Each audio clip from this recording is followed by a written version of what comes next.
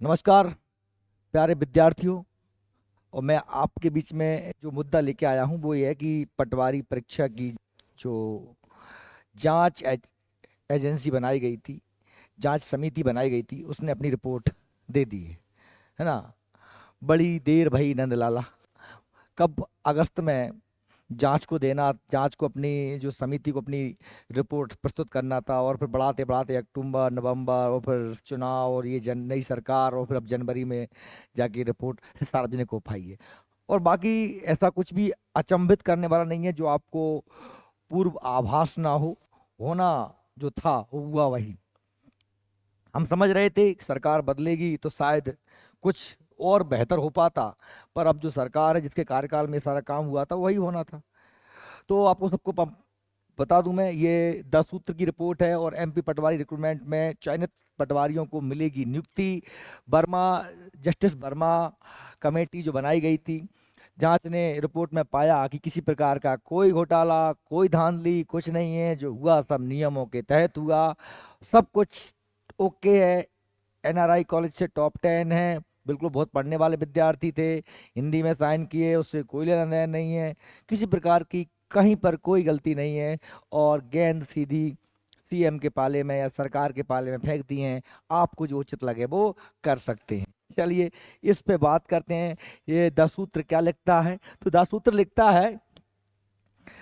लिखता है इसमें कि भाई जो है मध्य प्रदेश कर्मचारी चयन मंडल, सिर्फ नाम ही बदलता है, कभी व्यापम, कभी चयन मंडल, कभी कुछ, कहीं कुछ कुछ, कभी पीबी, पर अब ईएसबी द्वारा कराई गई पटवारी चयन परीक्षा की जांच रिपोर्ट में मंगलवार शाम को हाई कोर्ट के रिटायर्ड जस्टिस व जांच कमेटी के प्रमुख राजेंद्र वर्मा ने सामान्य प्रशासन विभाग को सौंप दी है, और इसमें किसी तरह का घोटाला नहीं पाया गया है। मतलब हम सब लोग बड़े बेवकूफ थे जो इतना बड़ा उधम पट्टी हुई, मतलब सब ऐसे नहीं हुई है। एनआरआई कॉलेज में सारे लोग बड़े विद्वान थे, जो टॉप 10 वहां से स्टूडेंट टॉप 10 में सबसे ज्यादा है, आपको सबको पता ही है। और सूत्रों के अनुसार चयनित पटवारियों पर किसी प्रकार की उंगली नहीं उठाई गई। हाँ, ये बात सही है कि उन लोगों का क्या दोष है जिन्होंने मेहनत की थी, पढ़ाई की थी, और जिन्होंने पटवारी परीक्षा उत्तीर्ण की थी और जो मेरिट में आए, तो उनका तो कोई दोष नहीं है। हम बात कर रहे थे जांच होनी चाहिए, और जांच में जो दोषी हैं उन पर कार्रवाई होनी चाहिए, और जो लोग पैसे देकर या किसी अन्य कारणों से परीक्षा पास कर गए हैं उन्हें बाहर कर देना चाहिए, और जो लोग ईमानदारी से पढ़कर सिलेक्ट हुए हैं उनको जॉब देनी चाहिए। देखिए वही हुआ, यानी कि अब 9,000 पटवारियों के चयन का रास्ता साफ हो गया। ये खुशी की बात है, क्योंकि एक शिक्षक के नाते मैं भी ये कह सकता हूँ भाई, जिनने परिश्रम किया था उनको तो सिलेक्ट होना ही चाहिए। रिपोर्ट में साफ कहा गया कि इस तरह की कोई तथ्य सामने नहीं आए हैं कि किसी सेंटर के टॉप 10 में से 7 मेरिट होल्डर आने से पूरा परीक्षा को रद्द कर दिया जाए। अच्छा, पहले देखते हैं कमेटी के प्रमुख बिंदु हैं क्या। तो कमेटी का साफ कहना है कि जो भी टॉपर्स हैं उन्होंने अलग अलग समय पर दस्तावेज भरे, परीक्षा दी, ऐसे में संदेह नहीं किया सकता कि किसी भी गड़बड़ी में से टॉपर्स बने हों। यानी जो टॉपर्स हैं वो भले एनआरआई कॉलेज से, पर अलग अलग फॉर्म भरा, अलग टाइम में, अलग अलग शिफ्ट में उनके पेपर थे। तो भाई कोई दिक्कत नहीं है, सब ओके है, उन्होंने कोई गड़बड़ी नहीं की है। एक ही सेंटर में 114 चयन पर शंका नहीं की सकती। आपको शायद याद होगा कि एक लड़की ने तो खुद से कह दिया था कि हाँ साहब मेरे पास ऑफर आया था, इसलिए मैंने जो है ये 15 लाख रुपए देने की बात स्वीकार की थी। उसने स्पष्ट वीडियो बना के डाला था। बाद में फिर उसने, उस पर दबाव आया तो उसने फिर सफाई दी कि मेरे से गलती से बन गया, मैं तो वैसे ही मजाक कर रही थी। आप लोग ढूंढ के देख लेना, है ना, क्योंकि उम्मीदवार लाखों में थे, और सेंटर, कई सेंटर ऐसे भी हैं जिससे 200 का भी चयन हुआ है, ऐसा कहना है। इसलिए एक सेंटर से 114 चयन होगा तो ये कोई बड़ी बात नहीं है। एक ही सेंटर टॉपर अधिक आने से पूरी परीक्षा पर संशय हम नहीं कर सकते, ये भी कह रही है कौन? चयन समिति। और क्या कह रही है? जो दिव्यांग है उनके दस्तावेज सही या गलत हैं तो नियुक्ति के समय दस्तावेज के सत्यापन से ही पता चलेगा, इसलिए इस पर शक नहीं कर सकते।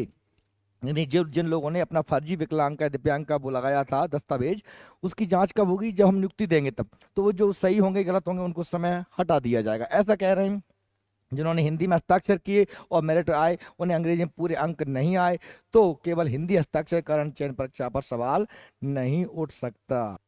जिनके जिनने अंग्रेजी में पूरे नंबर आए और हिंदी में हस्ताक्षर की, स्वाभाविक सी बात है। लेकिन वो कह रहे हैं कि ये कोई कारण नहीं है कि चयन परीक्षा पर जो है उंगली उठाई जा सके। आगे क्या बात कर रहे हैं भाई, अब होगा क्या? चयन समिति ने अपनी रिपोर्ट दे दी है, अब क्या होगा? अब गेंद है आपकी सीएम और जेडी को लेना है पूरा का पूरा फैसला। इस पूरे मामले में गेंद अब सीएम डॉक्टर मोहन यादव के पाले में। सीएम इस रिपोर्ट के आधार पर जेडी के साथ और ईएसबी के साथ चर्चा करेंगे और आगे रिजल्ट को लेकर क्या करना है, रिजल्ट को किस तरह मान्य करना है, क्या किसी सेंटर के उम्मीदवारों को अलग रखना है या चयन को मान्य किया जाता है। रिजल्ट मान्य है तो फिर इन्हें नए सिरे से 87-13% से जारी करना है या 87% फॉर्मूला लागू नहीं करना। ये 87% का क्या फॉर्मूला है? और पता है कि हाई कोर्ट ने जो कमलनाथ सरकार ने ओबीसी को 27% आरक्षण दिया था, उस पर रोक लगा दी थी। लेकिन आपको पता होना चाहिए कि ये व्यापम की जो विज्ञप्ति जारी हुई थी उस समय तक हाई कोर्ट ने रोक 27% पर नहीं लगाई थी। जितने भी उस रोक के बाद एग्जाम के रिजल्ट आ रहे हैं उनमें सरकार ने 87% ही रिजल्ट जारी किया है, बाकी जो है 14% के हिसाब से रिजल्ट जारी किया, 27% आरक्षण नहीं दिया है।